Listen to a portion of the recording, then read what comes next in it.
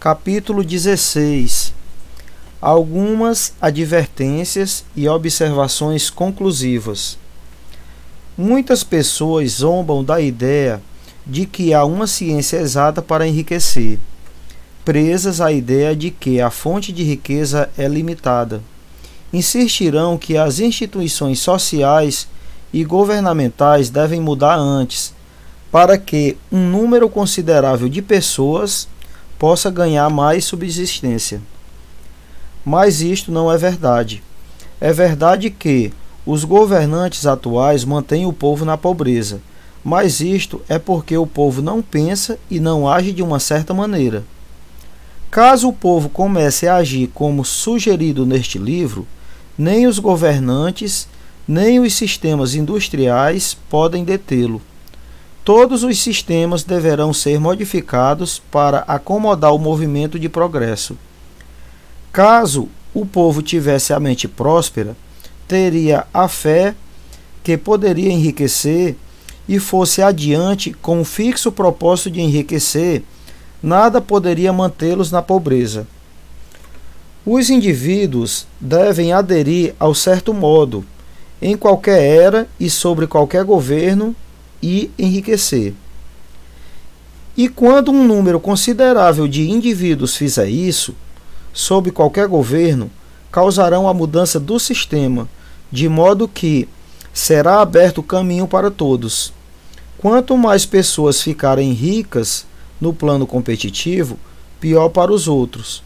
Quanto mais ficarem ricas no plano criativo, melhor para os outros.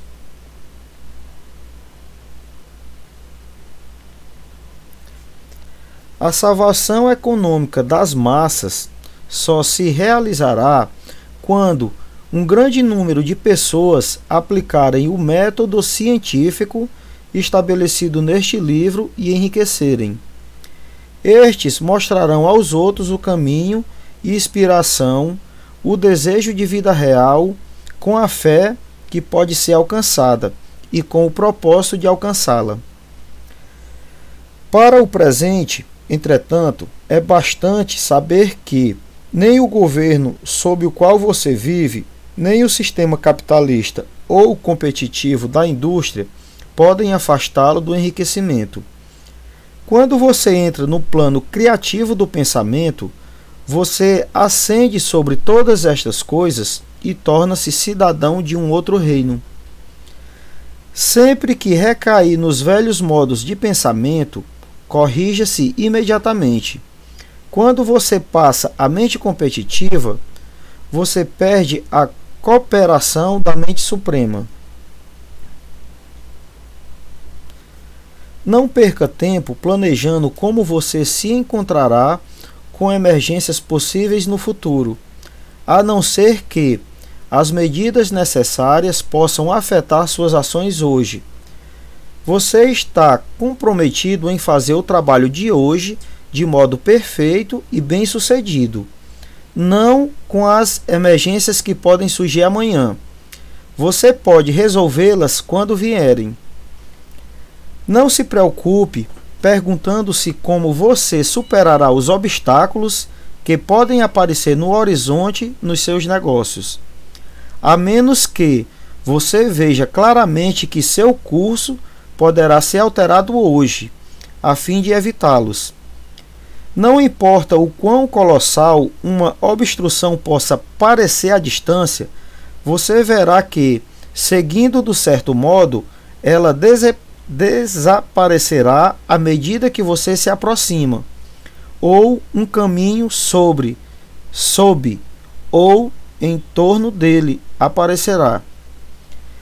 Nenhuma combinação possível de circunstâncias pode derrotar um homem ou uma mulher que estejam enriquecendo seguindo linhas estritamente científicas. Nenhum homem ou mulher que obedece à lei pode falhar em enriquecer. Ninguém pode multiplicar 2 por 2 e não conseguir 4. Não tenha nenhum pensamento ansioso em relação aos possíveis desastres, obstáculos, pânicos ou combinações de circunstâncias desfavoráveis. Há tempo bastante para se defrontar com tais coisas quando surgirem diante de você no presente imediato. E você verá que cada dificuldade carrega em si a possibilidade de ser superada. Controle seu discurso. Nunca fale de si, de seus problemas ou de qualquer outra coisa de modo desanimado ou desanimador. Nunca admita a possibilidade de falha, ou fale de modo que pressuponha a falha como uma possibilidade. Nunca fale que os tempos estão difíceis, ou das condições de negócios duvidosas. Os tempos podem ser difíceis e as negociações duvidosas para aqueles que estão no plano competitivo, mas nunca serão assim para você. Você pode criar o que você quer e você está acima do medo. Quando os outros tiverem tempos difíceis e poucos negócios, você terá oportunidades maiores. Acostume-se a ver e pensar sobre o mundo como algo que está mudando, que está crescendo, a considerar o que parece ruim como algo que ainda não está desenvolvido. Fale sempre em termos de progresso. Agir de outro modo é negar sua fé, e negar sua fé é perdê-la. Nunca permita sentir-se decepcionado. Você pode esperar ter uma coisa em algum momento determinado, e ela não chegar neste tempo, e isto parecerá um grande fracasso. Mas, se você se prender à sua fé, você verá que o fracasso é só aparente. Prossiga na certa maneira. E se você não receber esta coisa, você receberá algo muito melhor, e você verá que o fracasso era realmente um grande sucesso. Um estudante desta ciência ajudou sua mente para fazer uma determinada combinação de negociações que no momento lhe pareceram ser as mais desejáveis, e ele trabalhou por algumas semanas para causá-las. Mas, quando o momento crucial veio, ele fracassou de modo totalmente inexplicável. Era como se alguma influência oculta tivesse trabalhando secretamente contra ele. Mas não ficou decepcionado. Pelo contrário, agradeceu a Deus por seu desejo ter falhado, e firme em uma mente grata. Em poucas semanas veio uma oportunidade muito melhor, de forma que ele não deveria ter levado o primeiro negócio em conta. E ele viu que uma mente que sabe mais do que ele o impediu de perder, ou melhor, comprometendo-se por menos. Este é o modo que cada fracasso aparente trabalhará para você.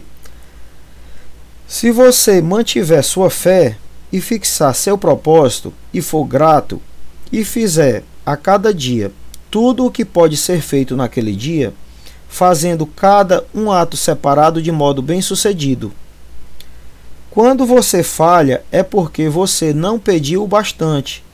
Persevere, e algo melhor do que você estava procurando virá certamente. Lembre-se disto. Você não falhará porque não tem o talento necessário para fazer o que você deseja fazer. Fazendo como eu orientei, você desenvolverá todo o talento necessário para fazer seu trabalho.